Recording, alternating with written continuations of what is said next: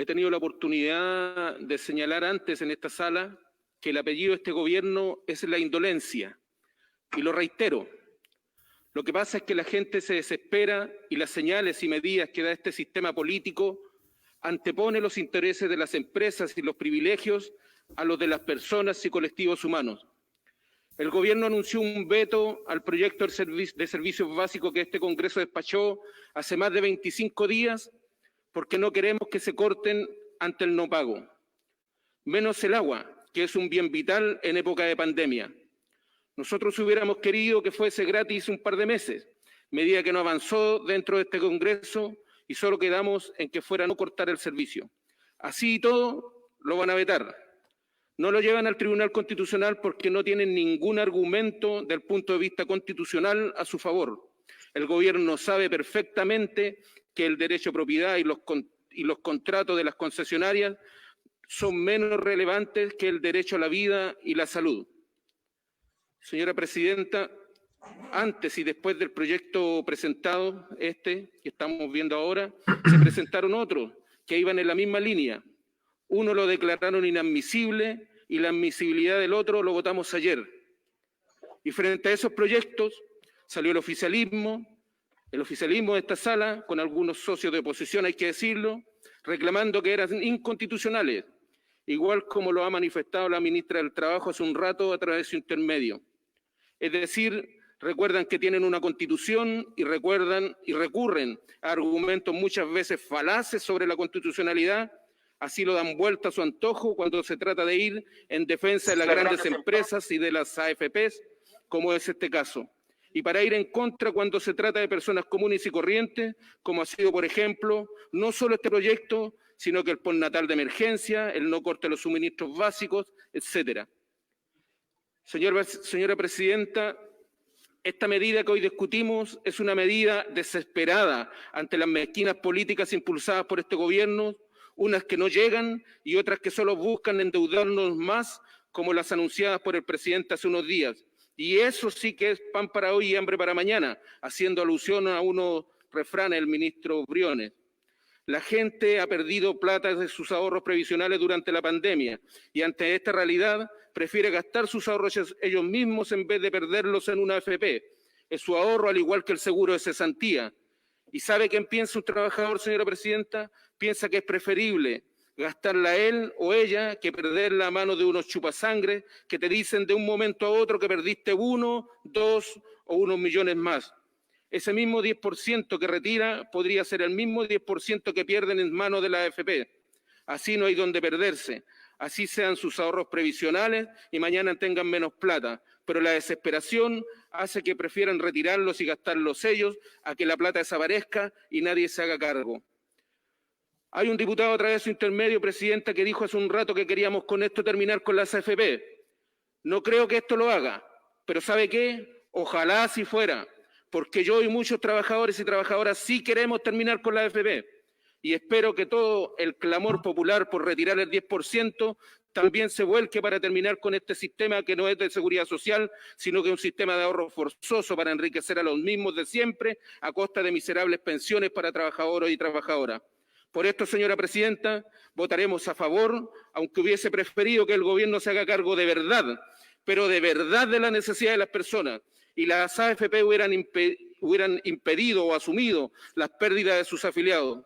Han ganado no millones, no centenares de millones, sino centenares de miles de millones en estos años y ahora que debieron pronunciarse, le dan la espalda a la gente. Y aquí varios argumentando la Constitución, desvestir un santo para vestir otro, por ejemplo. Yo les pregunto, ¿en qué mundo viven? ¿En qué mundo viven, señora Presidenta? Porque parece que el exministro Mañalich no es el único que no sabe cómo viven los chilenos y chilenas. Para terminar, quiero decir que después de todo, aquí de fondo hay otro problema, y esta es la Constitución, que también tenemos que cambiar para acabar con el abuso, los privilegios y el robo. He dicho, señora Presidenta, muchas gracias.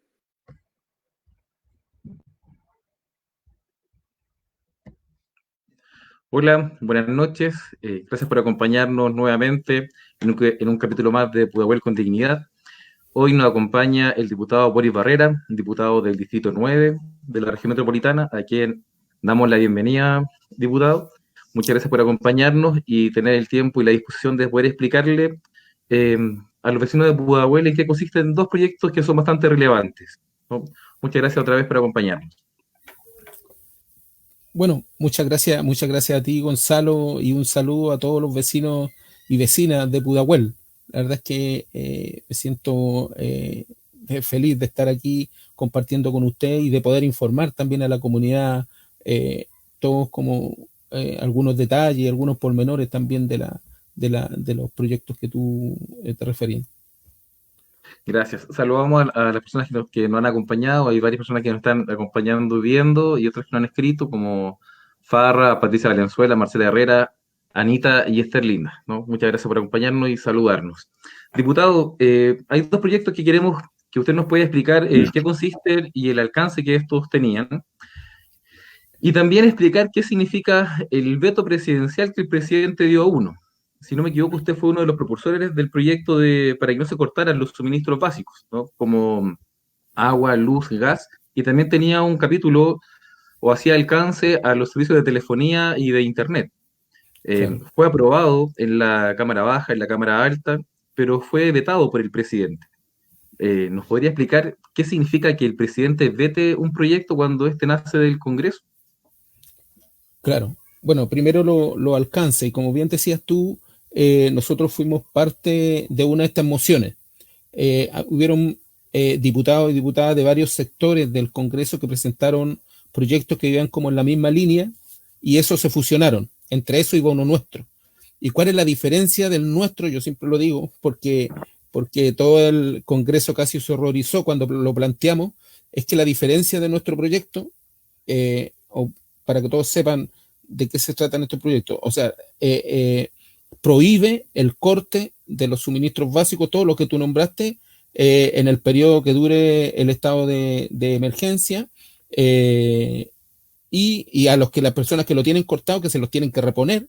Y cuando termine el estado de emergencia, la deuda que la gente acumula en estos meses que no va a pagar, se va a pagar prorrateada en 12 meses, sin intereses y sin multa. Bueno, nosotros consideramos de que eso, si bien alivia un poco el bolsillo de las personas, en el fondo igual es trasladar un costo de ahora para después, y se supone que esta cosa viene para largo, por lo tanto nos va a costar recuperarnos, o a la gente que lo está pasando más mal, le va a costar recuperarse económicamente quizá muchos meses. Por lo tanto, nosotros decíamos en el proyecto nuestro, y la diferencia con los de los demás, es que el 40% más vulnerable, que está en el 40% del registro social de hogares, no lo pagaran ahora, pero tampoco lo pagaran después. O sea, que esa deuda no se le acumulara, sino que corriera todo por cuenta de las utilidades de estas grandes empresas que tienen casi, por lo menos aquí en Santiago, el monopolio del agua y de la electricidad principalmente. Bueno, todos se horrorizaron cuando dijimos eso, o sea, era casi imposible pensar que a la gente se le diera algo gratis. Bueno, nosotros creemos de que en estos momentos especial, único en muchos años, hay gente que la está pasando tan mal que es necesario de que por lo menos a la gente más vulnerable sea gratis. Con esa indicación nosotros llegamos peleando hasta el final, hasta la comisión mixta. Yo tuve la oportunidad de participar hasta el último momento, hasta la comisión mixta, hasta ahí llevé la indicación para defenderla, pero sin embargo, aunque todos con el lindo discurso decían que ellos entendían de que sí, era verdad, pero que las empresas no iban a demandar y todo eso, y que era como inviable. Así que finalmente perdimos esa indicación.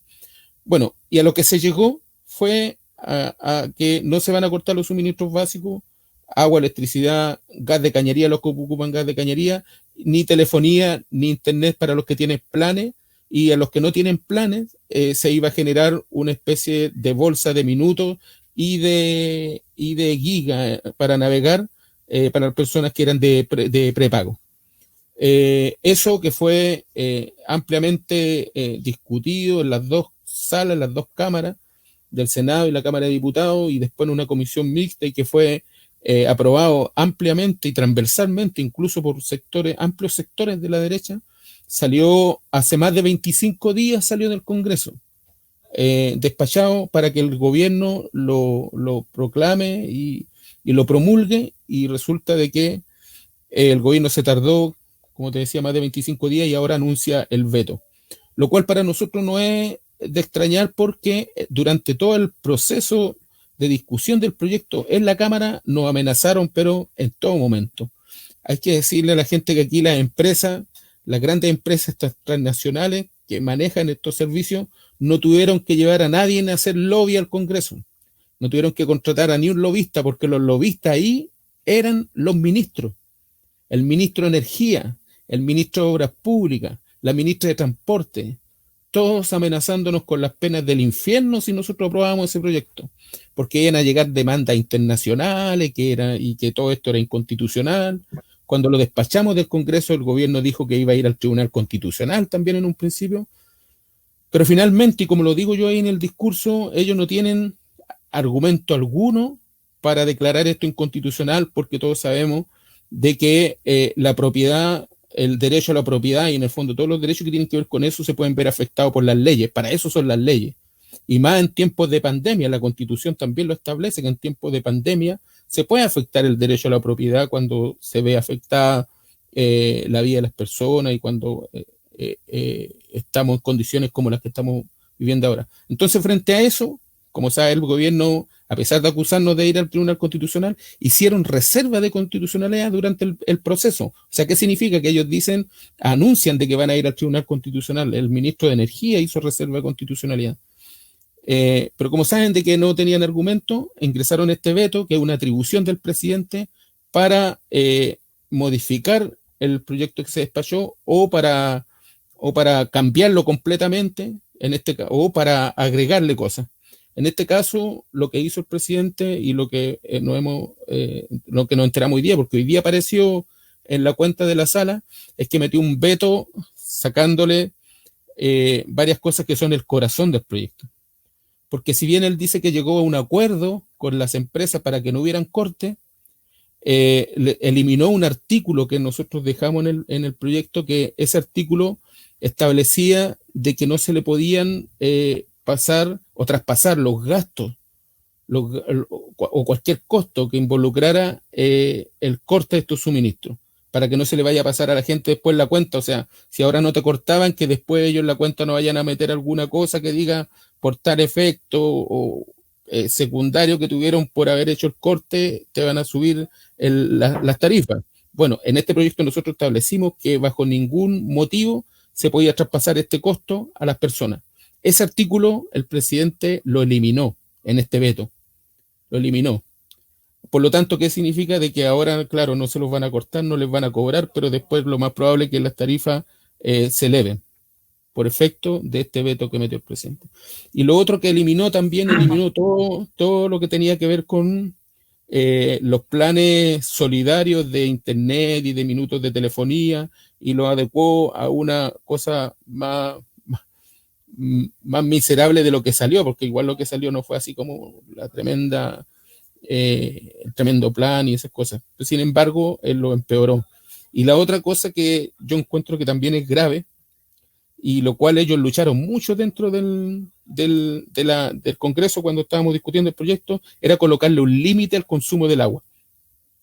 Y le colocaron en el primer acuerdo que hizo el presidente con la empresa sanitaria, decían de que este beneficio iba a ser para las familias que consumieran como máximo 10 metros cúbicos de agua. Y resulta que los mismos estudios que hace el gobierno, si uno se mete a las páginas del gobierno, establecen de que una familia de 2 personas consumen cerca de 12 metros cúbicos. O sea que si tú colocabas un litro de 10, en el fondo nadie iba a poder acceder a eso, porque las familias en su mayoría no son de 2 personas, son de mucho más. Por lo tanto, iban a consumir más. Bueno, ese punto ellos lo pelearon a muerte en la Cámara de Diputados, en el Senado y al final en la comisión mixta. Y nos acusaban de que éramos irresponsables porque en tiempos de sequía lo que había que cuidar era el consumo del agua. Cuando, claro, hay sequía por efecto del medio ambiente, pero los grandes responsables de que haya poca agua acá no es el consumo humano. Es lo que menos se ocupa agua, es en el consumo humano. La mayor cantidad de agua la ocupan las mineras, la ocupan las forestales, o sea, las grandes industrias. Por lo tanto, traspasarle esa responsabilidad a la gente era una cosa súper irresponsable, porque la gente no es la que ha generado la escasez de agua. Por lo tanto, nosotros decíamos, en nuestro argumento, en tiempos de pandemia, cuando el anuncio de todas las autoridades de salud dicen de que uno se tiene que lavar las manos más seguido, de que es una forma de evitar el contagio el lavarse las manos, cuando ahora están todas las familias confinadas en sus casas, obviamente el consumo de agua va a subir por lógica, porque está toda la familia, está todo el día, está toda la semana, y porque se tiene que lavar las manos más seguido. Por lo tanto, es imposible que uno lo pueda negar, le pueda colocar el límite a que las personas consuman agua, y que si te sobrepasas de una cantidad no vas a poder acceder al beneficio.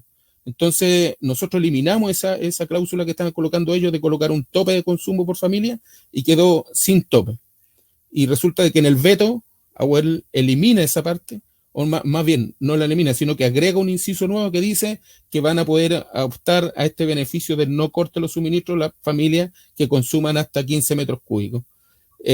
O familias de 4 personas que no excedan el consumo de 15 metros cúbicos. Y resulta de que, como te decía delante, está estudiado ya de que en tiempo normal, entre comillas, una familia de 2 personas consume más de 12 metros cúbicos. Entonces, una de 4 nunca va a consumir 15 metros cúbicos, va a consumir más ahora que está confinada toda la familia en la casa, que se ocupa más el baño, que se cocina para más personas y que tienen que lavarse las manos seguidas. Entonces, los cambios que le hizo con este veto, que lo ingresó hoy día, y bueno, yo participo en la Comisión de Economía, entonces, que va a ver este proyecto, ya se colocó en tabla para verlo el lunes en la mañana, y bueno, ahí vamos a pelear hasta el final para poder echar abajo esas indicaciones que le metió el gobierno. Quizás lo que plantea aquí la Junta de Vecinos de la Villa Los Pinos resume todo esto, ¿no, diputado? El gobierno cero empatía con su pueblo. Parece que resume Claro. muy bien. Y si tú escuchas el discurso cuando yo parto, porque yo en un discurso anterior yo había dicho que este gobierno era indolente. Entonces cuando parto el discurso digo que en alguna oportunidad anterior le había puesto apellido a este gobierno, que era la indolencia. Y esta vez lo reafirmo. O sea, es un gobierno que está completamente alejado de la realidad, o más bien está derechamente defendiendo los intereses de las grandes empresas. Como te digo, las grandes empresas aquí no necesitan lobistas. Los lobistas son los ministros de Estado. Lo viste. Bueno, acá han habido muchos comentarios, diputado, de vecinos que nos dicen que hoy día en él, que no había tomado el estado de cuenta o la lectura de los medidores durante varios meses, parece que desde febrero, hoy día retomaron la lectura, pero las cuentas se abultaron demasiado. Y además en él parece que unilateralmente decidió pactar una parte importante de esa cuenta en 5 cuotas, donde los vecinos no ven a primera vista de que la cuenta está demasiado alta, y luego van a ir pagando las cuotas casi sin darse cuenta, así que no revisamos el detalle de la boleta que está atrás. Así que ya han surgido algunas opiniones negativas con esto. Hay personas que en el promedio no se justifica lo caro que salió la cuenta, así que ojalá que también lo puedan revisar. Si lo encargamos, es un comentario que está muy repetitivo acá en este Facebook Live. Mira, para que lo sepa la gente, es el problema de los acuerdos que hace el presidente con la empresa, que son acuerdos nomás. Nosotros lo que queríamos hacer es establecer esto por ley, para que no tuviera el arbitrio de la empresa. O sea, la empresa aquí unilateralmente te dice, ya mira, no te lo voy a cobrar al tiro, pero te lo voy a cobrar en 5 meses. Pero tú no tienes derecho a negociar nada. O sea, ese tiempo lo establecieron ellos, y puede que alguna empresa te diga, no, me lo tenéis que pagar todo al tiro, o otro te diga en 6, en 3, en 4. Bueno, nosotros habíamos establecido en 12 meses, y eso es lo que el presidente no entiende. Nosotros queremos establecer esto por ley. Y esto que me estás diciendo tú de los sobreprecios que le aparecieron ahora a las personas, hace media hora atrás me comentaron lo mismo. Así que en la Comisión de Economía yo voy a pedir de que citemos al ministro de Energía a explicar eso. Nosotros ya habíamos oficiado antes al ministro de Energía para que no aplicara la tarifa de invierno. Así que lo vamos a volver a citar. O sea, le aviso aquí a la gente, el lunes en la comisión yo lo voy a proponer, volver a citar al ministro de Energía para estudiar esto que viene denunciando la gente que está comentando ahora, y que me lo acaban de decir hace media hora atrás también. Así que lo tenemos considerado. Bueno, gracias, diputado, por estar en sintonía entonces con lo que piensan los vecinos. Es algo que es bastante generalizado. Le agradecemos que lo haya considerado. Hacemos al otro proyecto, diputado, algo que ha tenido bastante, que ha sido controversial, que Se anuncia incluso hoy día el ministro del Interior dijo que se iba a hacer lo posible por que se impida el avance del proyecto que ayer se aprobó en la Cámara de Diputados sobre el eventual retiro del 10%, hasta el 10% de los fondos que tienen las personas en la AFP. Cuando ayer nosotros compartimos una explicación breve, surgieron varias dudas. Seguramente nuestros vecinos la van a querer escribir ahora también. Pero a grandes rasgos partir con cuál es la diferencia de este proyecto que permite tener un financiamiento para enfrentar la pandemia versus el proyecto que presentó el Estado, o el gobierno, perdón, donde nos invita a endeudarnos para enfrentar la pandemia. ¿Cuáles son estas grandes diferencias entre estas dos lógicas que tenemos? Claro. Bueno, como decías tú, la opción que está presentando el gobierno para la clase media, como le dicen ellos, es más deuda. O sea, en el fondo, los que están pagando la crisis en estos momentos son los trabajadores, las trabajadoras, las personas, y aquí la presencia del Estado, del gobierno, está completamente, o sea, el gobierno está completamente ausente. Y lo que te dice, en el fondo, si quieres comer, yo te presto plata. No te la doy. Es responsabilidad del Estado velar por la seguridad, por la vida de las personas, está en la Constitución. Más en estos momentos de pandemia, en donde la gente está cesante, en donde se han cerrado empresas y algunas también por la cuarentena, o sea, están obligadas a cerrar. Por lo tanto, ¿quién se tiene que hacer cargo de eso? El Estado. ¿Y qué es lo que te dice el Estado? Yo te voy a prestar la plata, después me la tienes que pagar. O sea, el que se puede endeudar va a comer y el que no va a tener que seguir participando en la olla común. Porque eso es, ahora la olla común no solamente está llegando a los sectores más pobres de nuestra población, sino que está llegando a sectores que antes tal vez nunca se habían imaginado de que iban a tener que participar en una olla común. Y lo veo yo recorro las ollas comunes de mi distrito todo el fin de semana para no alejarme, para vivir ahí y apoyándolas también. Así es que, bueno, esa es la opción del gobierno, que si quieres comer, endeúdate, si no puedes pagar la universidad, no amplío la gratuidad, sino que te presto la plata, te endeudo. Y así, todo es deuda, o sea, nada del Estado, y ese, claro, a lo mejor no es problema del Estado porque la Constitución se lo permite, igual, el Estado no, según la Constitución, no está para garantizar derechos, sino que acceso nomás, y el que tiene plata puede acceder y el que no tiene plata no accede. Por eso aprovechamos de decir de que es necesario cambiar la Constitución. Pero además se le suma el carácter ideológico del gobierno de no quererse hacer cargo de nada, sino que dejarlo todo siempre al mercado. Y la diferencia con el retiro de este 10%, que yo también en un principio, o más bien objetivamente, no es lo ideal. No es lo ideal que la gente tenga que recurrir a su ahorro para solucionar un problema económico. Pero ante la ausencia del gobierno, es la opción que hay. Entonces, no es un préstamo. Algunos argumentos de la derecha decían que era igual como un préstamo, porque ibas a sacar tú de tu ahorro y ahí te iba a quedar una laguna y que finalmente eso te va a afectar en la pensión. Que dicho sea de paso, la Fundación Sol sacó un cálculo y dice de que eso va a afectar entre 2.000 a 20.000 pesos una pensión, o sea, casi nada. Pero, sin embargo, el proyecto establece que se va a crear un fondo solidario para suplir esta pérdida que van a tener las personas al retirar su plata. Por lo tanto, no vendría siendo ni un préstamo, ni vendría a generar laguna o algún problema después en su jubilación, porque, como te digo, establece que se va a crear un fondo solidario con aportes del empleador y con aportes del Estado. ¿Cuánto a eso? No lo podemos establecer porque esas son atribuciones del presidente, pero sí en el proyecto de ley obliga a que se tiene que formar ese fondo solidario administrado por una institución del Estado también, una institución pública. Así que esa sería como la diferencia. Perfecto. Diputado, el proyecto en sí dice de que uno puede retirar el 10% de los fondos de la AFP y que tiene un mínimo de 35 UF y un máximo parece que de 150 UFs. O sea, yo puedo retirar como mínimo 1.000.000 de pesos. Si es que no tengo 1.000.000 de pesos en la AFP y tengo 800.000, podría retirar los 800.000. ¿No? Eso, algo así, entiendo que dice el proyecto. Y en el tope máximo habla de 150 UF, que son como 4.300.000 pesos. O sea, si yo tengo 43 millones de pesos en la AFP, al retirar mi 10% serían 4.300.000. Si tuviera 60 millones, puedo retirar los 4.300.000. En el caso Exacto. de las personas que tienen 800.000 pesos en la AFP, podrían retirar el máximo, ¿no? Porque es menor que los 35 UF. Eso en esencia entiendo que es el proyecto. Claro, al final cambia. Si uno tiene un poquito más de 1 millón, Ujú. o más bien yo lo resumo así. Los que Dígame. tienen ahorrado hasta 1 millón de pesos, pueden sacarlo todo. Así es. El millón de pesos es casi las 35 UF.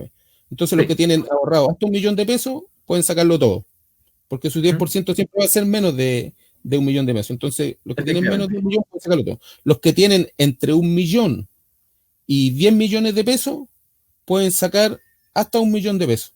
¿Entiendes? Porque si tú Así tienes es. 10 Sí. millones, el 10% es 1 millón. Pero si tienes 8 millones, el 10% son 800.000 pesos, pero puedes sacar hasta 1 millón. O sea, los que tienen entre 1 millón y 10 millones pueden sacar hasta 1 millón. Sí. Y los que tienen Perfecto. sobre 10 millones pueden sacar lo que les dé su 10% con un máximo de las 150 UF, que son lo que decías tú, alrededor de 430.000 pesos. Eso es lo que establece. El proyecto tampoco excluye a nadie. Dice que todas las personas que tienen ahorro en una FP, porque hay mucha gente que me pregunta si los adultos mayores pueden, o sea, y no Sí. dice que los adultos mayores no pueden. De hecho, esta es Eh, una pregunta de Elizabeth, quien nos está preguntando acá. claro, Dice, buenas noches, Elizabeth. Los adultos mayores no entran en el tema del 10%. Si un adulto mayor, una, un- una persona que no es... ¿Hay alguna diferencia, diputados, si están jubilados o no están jubilados los adultos mayores? no, Porque hay porque adultos mayores que todavía trabajan hasta los 60 o sí, 65. como te digo, no hay en el proyecto de ley no establece ni una restricción. No dice, por ejemplo, que los adultos mayores no pueden postular. Por lo tanto, si no está esa restricción, pues las leyes, en ese sentido, cuando hay restricciones, tienen que explicitarlo. Esta ley no Ujú. lo explicita. Dice que todas las personas que tienen ahorro en un fondo de pensiones pueden solicitar el 10% de su ahorro. No dice nada. Hoy día, porque como tú sabes, ayer se votó en general en la sala, pero la derecha le metió indicaciones para, para, para hacerlo, para destruir en el fondo el proyecto y pues también para dilatarlo. Esas son artimañas que se usan en el Congreso cuando se quiere dilatar algo, se le mete indicaciones para hacer más largo el trámite. Bueno, le metieron indicaciones y por eso tuvo que volver a la Comisión de Constitución. La Comisión de Constitución sesionó hoy en la tarde. No sé, no conozco cómo salió finalmente el proyecto porque fue ahora a las 5:30 tenía sesión, entonces no sé cómo salió. Solo sé de que varias de las indicaciones que habían ingresado la derecha se perdieron, así que por ese lado podemos estar tranquilos. Creo que le van a cambiar el nombre al proyecto, que fue una indicación, y la otra indicación que se ganó, que la metimos nosotros como oposición, es de que esto no iba a generar impuestos ni nada en Sí. relación a la renta, nada. Eso creo que se ganó. O sea, que no estaba explicitado en el proyecto, pero Ujú. para dejar la restricción, se explicitó ahí de que esto no iba a generar ningún impuesto de ningún tipo. Así es Hay- que había una indicación que se presentó que era para explicitar también de que las personas que están pensionadas pudieran acceder, pero no sé si se votó o no. Pero si es que no se hubiera votado, en el proyecto no dice que está esa restricción, así que debieran poder acceder también al 10%. el proyecto no hace una diferencia entre trabajadores activos o no. No, Entonces, está abierto para todos. Entonces, claro. disculpa, para que pueda quedar muy claro, si los adultos mayores ya están jubilados, pero teniendo fondos en la FP, podrían también sacar el 10% de lo que está disponible en la FP. Exactamente, exactamente. Sí podrían. Perfecto. Hay una pregunta que no hace Lisette. Hasta ayer, porque no sé, como te digo, no sé Hasta quién ayer, se le claro, metió sí, como una indicación que dijera lo contrario, pero tengo entendido que no, ¿ya? sí. Lisette, de un grupo de fibromialgia de Pudahuel, a la que saludamos, nos dice los pensionados que mantienen un vínculo contractual, es decir, que siguen trabajando, ¿podrán acceder al retiro del 10%? Sí, sí, sí, Bajo la lógica que usted plantea, sí. Claro, bajo la lógica, mire, de lo que dice el proyecto dice que todas las personas que tienen ahorro previsional en una AFP pueden hacer la solicitud para pedir un 10% con esos límites de las 35 y las 150. Bueno. Perfecto. Había una indicación para ese diputado que habíamos leído que decía de que los funcionarios públicos, sean de municipalidades, de ministerios u otras instituciones, o donde el Estado tuviera participación, no podrían hacer, es parte de este retiro. Y acá Giovanca nos pregunta si los funcionarios públicos no tenemos derecho, ya que para nosotros nunca hay nada. ¿Qué podríamos responderle a eso, que en realidad dio hartas vueltas? Si tienen o no Claro, tienen derecho los funcionarios públicos. claro que sí. Esa indicación andaba circulando ayer en las redes. Yo no sé si gracias a eso fue de que la retiraron. Ah, Por lo tanto, perfecto. la retiraron y hoy día la Comisión de Constitución, esa indicación no estaba. Yo tuve la oportunidad de leer el comparado, o sea, el proyecto con todas las indicaciones, y esa indicación la habían retirado. Así que la gente, los trabajadores y trabajadoras del sector público, tienen que estar tranquilos porque esa indicación no, para la discusión de hoy día, no existe. Perfecto. Muchas gracias por la aclaración. Catherine Cudillo nos hace una pregunta. Dice, si tienen el mínimo y lo sacan, que harían sin fondo, luego podrían postular a la pensión básica solidaria cuando le toque jubilar. Tiene relación con lo que usted explicaba de este fondo seguramente que se iba a crear, ¿no? Este fondo solidario. Claro, claro, o sea, se tiene que crear el fondo solidario y eso se supone que debiera ir a suplir un poco la baja de las pensiones. Claro, y en el caso de que de Claro. que se quedaran sin fondos para poder Sí. postular, en realidad hay Voy a personas que postular no a la tienen, pensión básica solidaria, sí. claro, que no tienen ningún fondo y pueden postular a la pensión básica solidaria a los 65 años, ¿no? Porque en el fondo la Entonces, pensión básica solidaria viene a suplir las pensiones bajas o los que no tienen pensiones. Por lo tanto, efectivamente, ellos van a quedar en esa condición y van a poder acceder. El proyecto de ley, no, como te digo, no tampoco tiene restricciones en eso. Me parece haber visto una indicación que creo que no se aprobó, que decía de que los que optaran a eso no podían después optar a la pensión básica solidaria, pero se perdió, o sea, perfecto, gracias por afortunadamente. eso. Hay una pregunta acá, diputado, que la hace Jenny Valenzuela, una dirigente a la que saludamos, que nos ayuda en una olla, que ayuda en una olla común en Pudahuel Sur. ¿Qué pasa si yo me jubilo en un mes más y tengo solo 4 millones de pesos?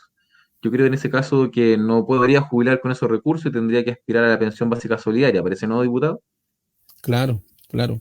Y si tiene esa plata, también puede optar ahora, si Al es que retiro. necesita, si es que necesita, claro, la idea es que la gente que pueda acceder, la que necesita, yo creo, y que es toda la gente, porque ya aquí no se está viendo diferencia entre quien antes se creía que no necesitaba, ahora están todos necesitando. Ella va a poder acceder, si tiene 4 millones, va a poder acceder a sacar 1 millón de pesos. Hay dos preguntas que son similares, diputado, y dice, una persona que va a jubilar este mes, ¿le conviene sacar el 10%? A la indicación del proyecto de ley indica que el presidente tiene un año de plazo para enviar un mensaje y poder crear el mecanismo para este fondo solidario, ¿no? Entonces, si las personas que están cercanas a jubilar les convendrá o no eh, hacer retiro de esto. Claro, ahí no quiero ser irresponsable, no sé si depende yo creo, de lo que tiene ahorrado, en cuánto va a influir en su jubilación eso que retiren. Porque, por ejemplo, si tiene, como decías tú, tiene súper poco y al retirarlo va a quedar sin nada, es distinto decir de que tiene, no sé, pues, 30 millones, 40, 50 y va a Ujú. retirar ese 10% va a ser como marginal en relación a todo lo que tiene ahorrado.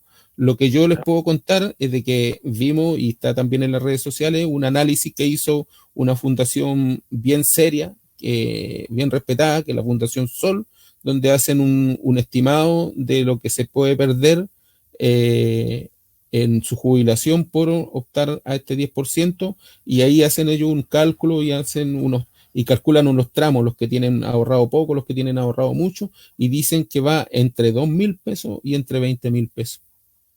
Y eso depende claro, de la cantidad que tiene la gente acumulado, pero el estudio dice que va entre 2.000 pesos y 20.000 pesos lo que podrían perder. Sin considerar es que después en el futuro se debiera crear este fondo solidario.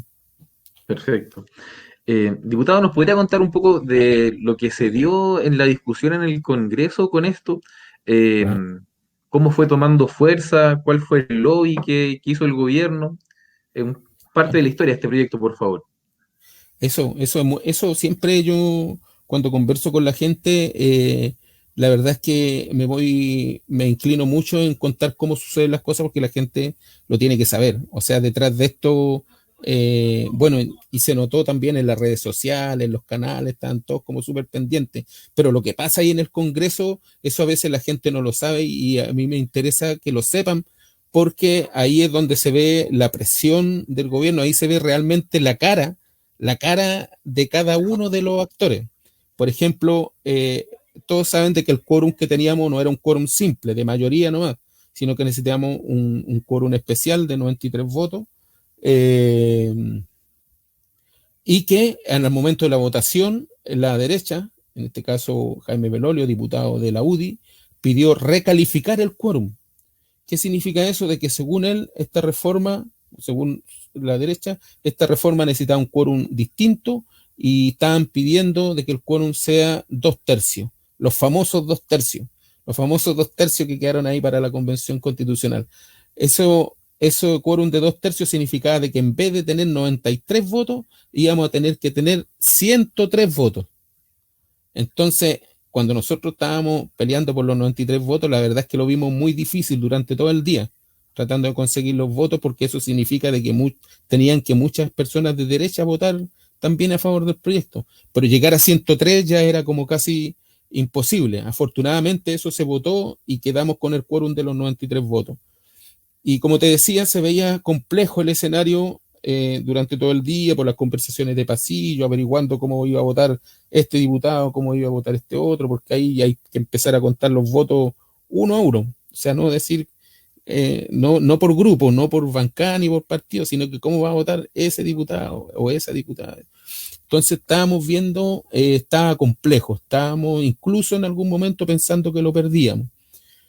Después cuando empezaron a hablar los diputados de derecha y algunos ya estaban manifestando que iban a votar a favor, unos pocos, cuando empezó a notarse ese escenario, ahí en un momento del día aparecieron todos los ministros.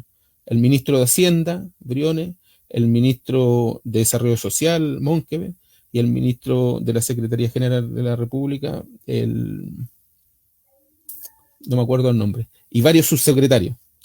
Y se fueron a una sala del Congreso y empezaron a llamar a todos los jefes de bancada y algunos diputados de derecha a presionarlo, a negociar, a presionarlo, no sé, nosotros no podemos entrar ahí, para echar abajo el proyecto. O sea, llegaron ahí a presionar a todos los diputados de derecha para que no aprobaran el proyecto. ¿Qué significa eso? Es en el fondo el mensaje del gobierno. El presidente manda a su emisario, a su representante, a presionar al Parlamento para que el proyecto no se apruebe. Así lo manifestaron los ministros en sus discursos, de que esto en el fondo iba a destruir el sistema, que íbamos a cargar la carga financiera después a los más jóvenes en el futuro, que iban a tener que costear las pensiones de los más viejos, y así, no sé, anunciaron las penas del infierno. Y además de eso, se fueron a una sala a presionar a todos sus diputados.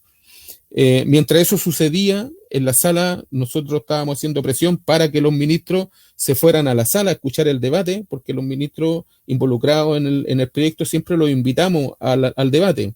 Entonces, cuando ellos no pueden ir, se excusan y mandaron a su secretario algo. Pero en este caso sí podían ir porque estaban ahí mismo en el Congreso. Siendo que otras veces participan siempre de manera telemática, así por internet, en las discusiones. Ahora no, ahora estaban todos ahí presionando a sus parlamentarios para que echar el proyecto abajo. Bueno, cuando eso sucedió, ya nosotros dijimos, ya aquí estamos jodidos. O sea, más complejo va a ser porque si teníamos antes algún voto o algún voto dudoso, ahora con esta presión se iban a dar vuelta, y afortunadamente al momento de la votación nos sorprendimos y ganamos por 95 votos. Se necesitaban 93, ganamos por 95. pero la verdad es que la presión y la tensión durante todo el día fue tremenda por parte del gobierno. El gobierno presionando por todos lados a los parlamentarios, en los matinales, o sea, partieron en la mañana en los matinales, todos los representantes del gobierno dando vuelta por los matinales, la alcaldesa de Providencia diciendo de que si se aprobaba, aquí se iba a incendiar Chile, algo así decía. No sé, una propaganda tremenda. Y por otro lado, la AFP también hoy día mandándole carta a sus afiliados, diciéndole también de que esto iba a significar una caída en sus pensiones y que si el proyecto avanza, aquí casi se iba a acabar Chile y a ser peor que la pandemia, creo. Sin duda, diputado, que no están preocupados de nuestras pensiones, ¿no? El lobby que está haciendo el gobierno no es porque esté preocupado de que si vamos a ganar o nuestra jubilación va a ser de 10.000 o 20.000 pesos menos cuando nos corresponda jubilar. La preocupación que ellos tienen es que esto es un impacto al modelo económico que tenemos. Y en palabras muy sencillas, discúlpenme, vecinos, las AFP se sustentan con el dinero de los trabajadores. Nosotros le entregamos el dinero a la AFP a una tasa de un interés muy baja, que es la que nos pagan cuando nos jubilamos. O sea, después de años nos empiezan a pagar la plata de vuelta. Ellos se la prestan a bancos, a empresas del retail, a una tasa del 4 o 5% anual. Y cuando la empresa del retail, como nos prestan a nosotros cuando nos endeudamos, nos dan a una tasa del 20 o hasta del 50%. Ah, Eso es como funciona este modelo.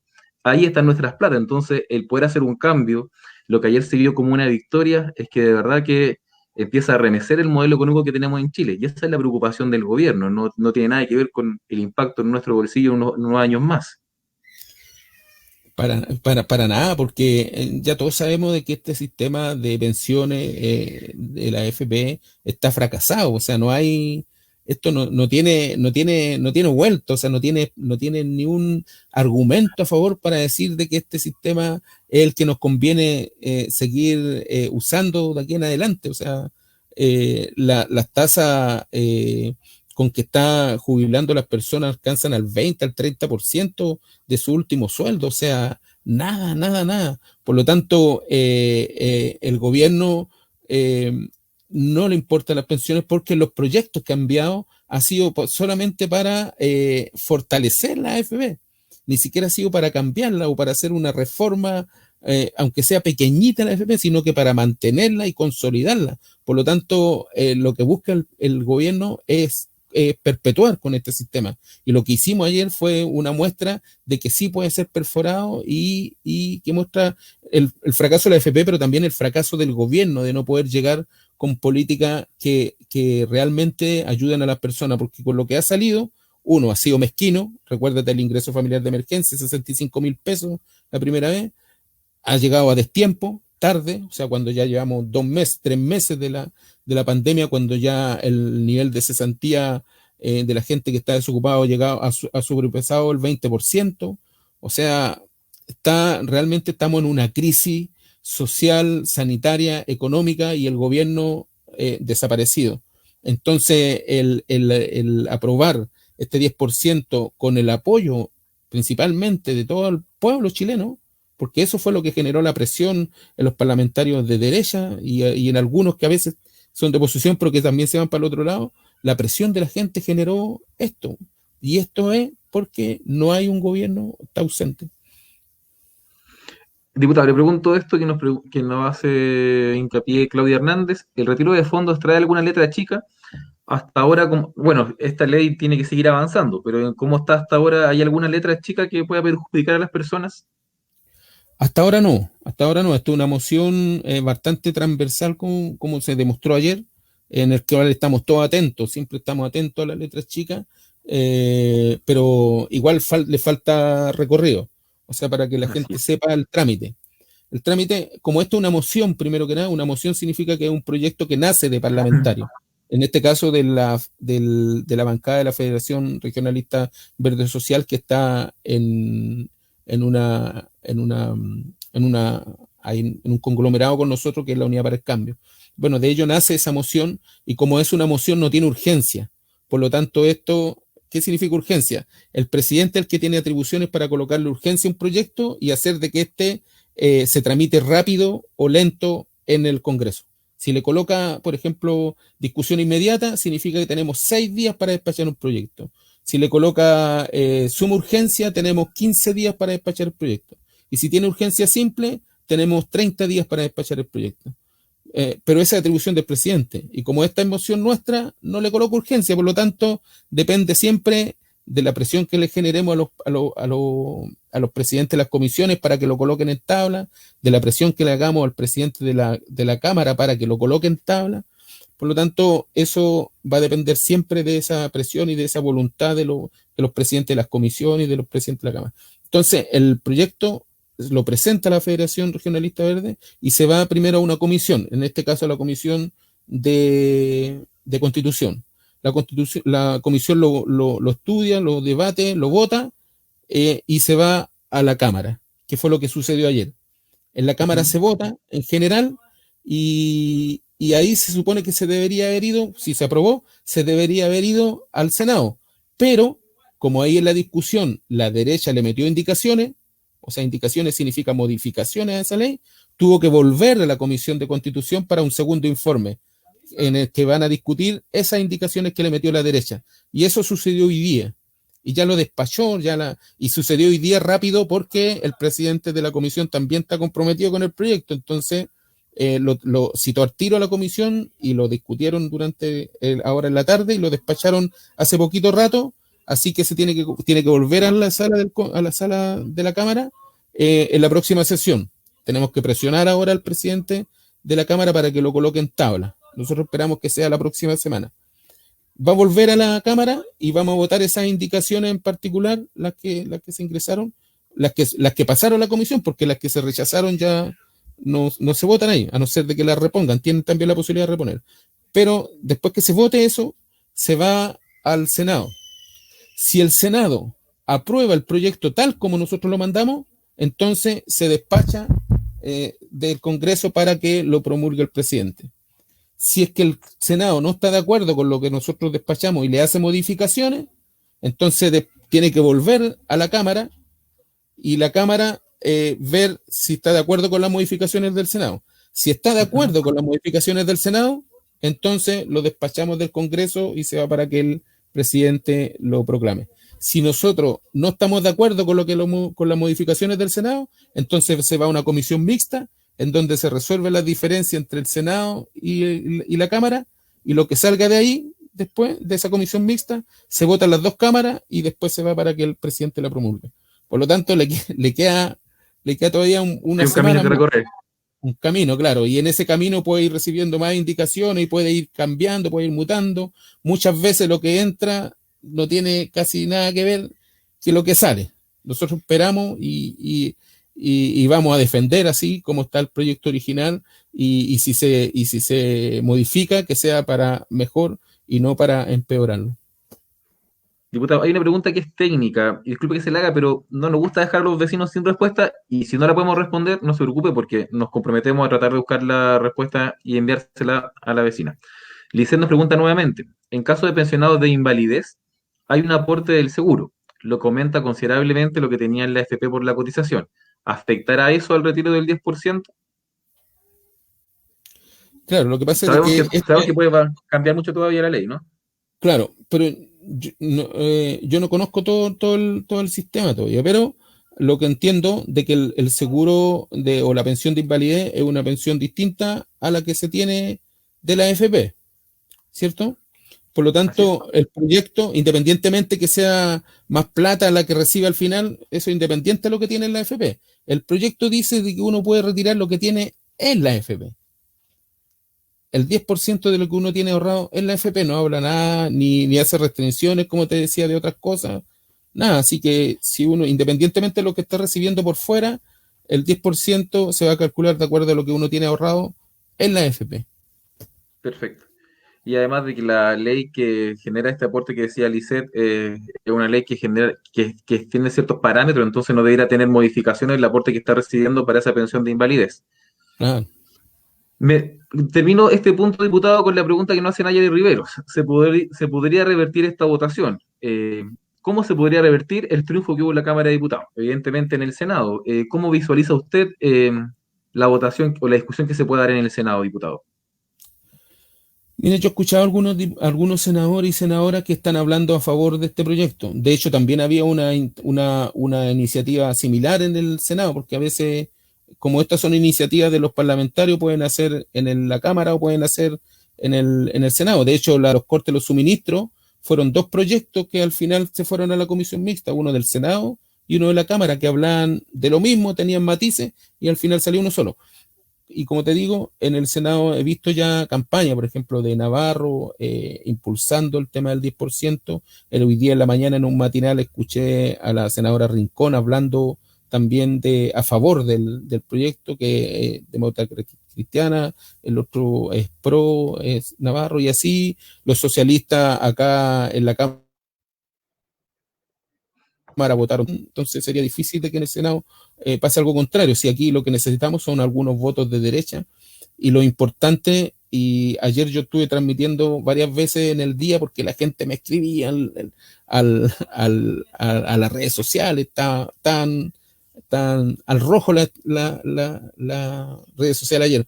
Entonces yo creo que de esto siempre depende, todo depende de la movilización, de la presión que genere la gente, el pueblo, los trabajadores y trabajadoras. Si ustedes se quedan en su casa, si ustedes son indolentes ante todo lo que está pasando en el Congreso, si no les importa, o sea, si no siguen la discusión, si no se informan, si no le escriben al diputado, oiga, ¿cómo va a votar aquí? La verdad es que algunos van a seguir, se van a dejar llevar por las presiones, se van a dejar llevar, no sé, por otros intereses y no por los que realmente los intereses de las personas.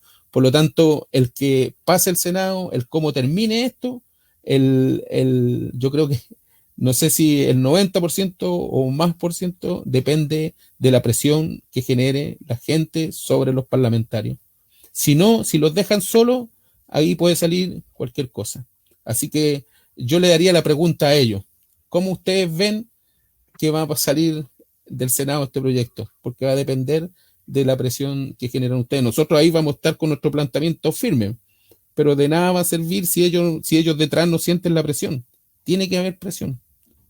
Perfecto, o sea, tenemos una responsabilidad de ser también ciudadanos activos en esto y poder ejercerla hoy día a través de las redes sociales.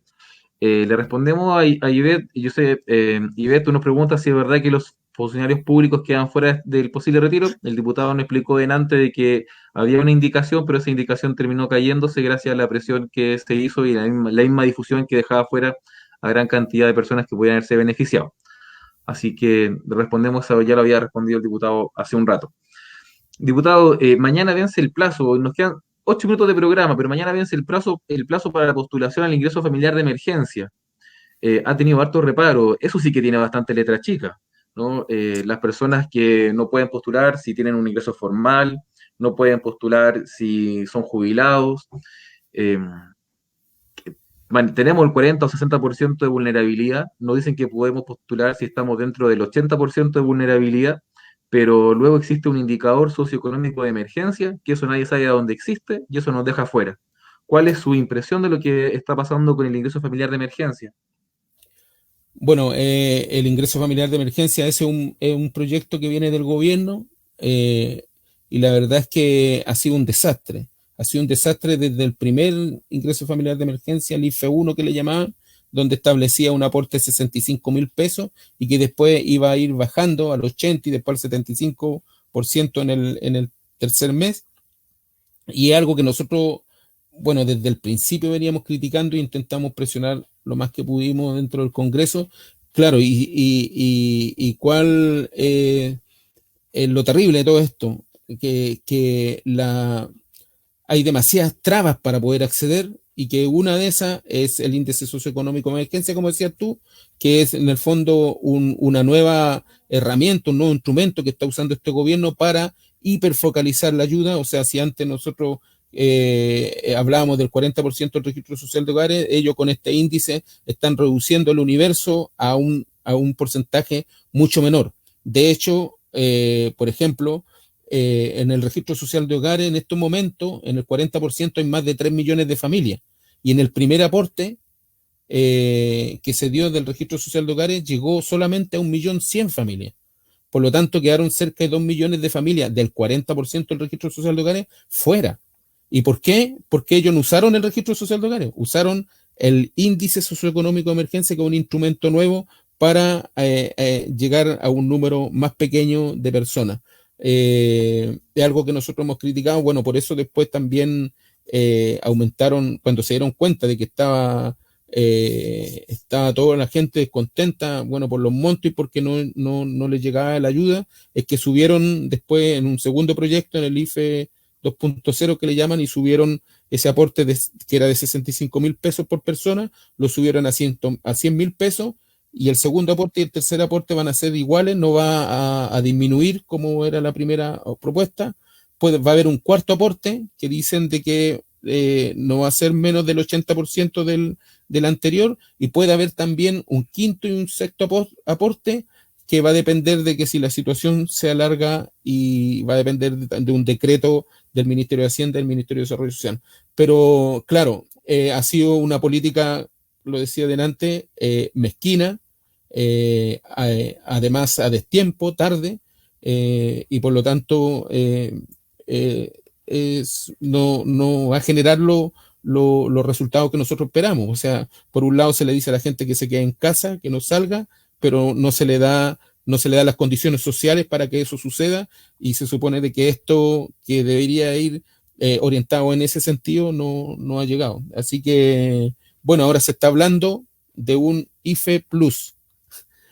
Vamos a ver, o sea, parece que el gobierno está prueba de error, y siempre con el bolsillo lo más apretado posible y tratando de gastar lo menos que se pueda, argumentando que no hay plata, cuando acaban de hacer un acuerdo con algunos partidos políticos que incluye la reactivación, y resulta que de esos 12.000 millones de dólares que ofrecieron, no es ni el 30% va a estar destinado a ayuda directa a las personas, y el resto va a ser para reactivar la empresa y la economía, creyendo de que todo eso se va a mover solo si las personas, o sea, debería ser la lógica al revés, primero las personas, después la grande industria. Y no sé cuál es nuestra postura. Nuestra postura es que si hay plata, estamos proponiendo en el Congreso ahora un proyecto de ley que es el impuesto a los súper ricos, el 2,5% de las grandes fortunas, está en la Comisión de Constitución, despachando el proyecto del 10% de la AFP. El presidente de la Comisión de Constitución se comprometió a meter en discusión el proyecto nuestro del 2,5% del impuesto a los más ricos. Eso generaría cerca de 6.000 millones de dólares, que permitiría generar una renta básica de emergencia, le llamamos nosotros, que va a estar sobre la línea de la pobreza, o sea, sobre los 470.000 pesos, y que alcanzaría por lo menos al 80% de la población. O sea, si el gobierno tuviera la intención de ayudar a las personas, ahí hay una herramienta, pero ¿qué es lo que pasa? Entre los más ricos está el presidente. Entonces, hay intereses comprometidos. Se va a oponer, yo creo, con garras, con todo, a que no curse eso, porque lo va a afectar a él, ¿no? No se va a hacer pobre, se va a hacer un poquito menos rico, ¿no? Pero igual la va a pelear. Hay intereses primero. Diputado, muchas gracias por acompañarnos con el vecino de Pudahuel, por haberse dado el tiempo de explicar las dudas. Muchas gracias por el trabajo que usted está desarrollando. Nos representa como diputado del Partido Comunista. Así que mucho éxito en su labor. Sigue avanzando así, y ojalá lo vamos a tener nuevamente en un programa como esto. Vecinos, a todos ustedes, muchas gracias. No sé, diputado, si usted se quiere despedir, por favor. Sí, muchas gracias por la invitación. La verdad es que estuvo súper interesante la conversación. Para mí me gustó mucho el poder interactuar con la gente que está mirando la transmisión, y el llamado es a estar activo. Está bien, estamos en nuestras casas, estamos confinados, pero eso no significa que no nos vamos a informar. Hay que informarse de lo que está pasando. Escríbanle a sus diputados, a sus diputadas, presiónenlo por lo que la gente está necesitando en estos momentos. Y esa yo creo que es la única forma de poder, no sé, tratar de lograr un cambio, aunque sea poquito. Pero si la gente está alejada de lo que está pasando en el Congreso, que no es lo único, pero es algo importante, una instancia ahí de poder que afecta a la vida de las personas, y por lo tanto las personas tienen la obligación de estar ahí presionando a su representante, entre comillas, y tratar de lograr los cambios. Así que muchas gracias por el espacio, y nos estamos viendo en otra oportunidad. Nos vemos. Y antes de despedirnos, les queremos avisar de que el trabajo que hemos desarrollado como concejalía respecto a este problema que tienen los vecinos de Pudahuel de los derechos de aseo, puede que se tenga un buen término la próxima semana. Así que esperamos que en el Facebook Live de la próxima semana poder compartirle una buena noticia, así que desde ya los dejamos invitados para eso. Diputados, muchas gracias por acompañarnos. A todos, buenas noches. Gracias.